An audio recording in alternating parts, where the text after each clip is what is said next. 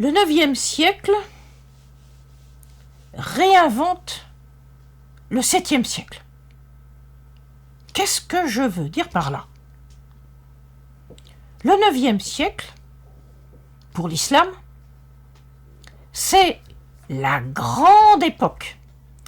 C'est l'époque formidable où l'Empire est à son apogée, où l'Empire qui existe sur des terres qui vont de l'Asie centrale à l'Espagne, où l'Empire a réussi à construire un mélange, une hybridation de toutes les cultures, de tous les savoirs qui existaient à l'époque. C'est quasiment une époque miraculeuse où les savoirs de l'Orient, ceux de la tradition indo-iranienne, rejoignent les savoirs occidentaux, ceux de la tradition gréco-romaine.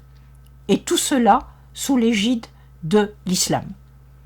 Alors, ce 9e siècle, qui hybride les cultures, qui hybride les savoirs, et d'une certaine façon, qui hybride les religions, comment voit-il son passé? Comment voit-il le 7e siècle?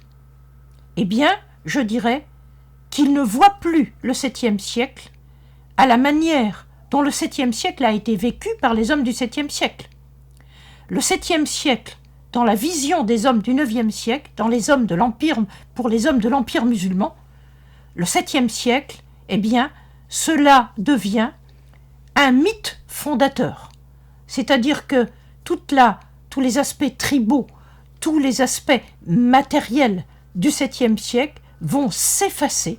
Tout l'imaginaire tribal va en grande partie s'effacer pour devenir la vision idéale d'hommes qui se rattachent au 7e siècle comme un modèle unificateur, mais qui évidemment ne voit plus le 7e siècle comme il a été vécu et qui l'idéalise d'une certaine façon.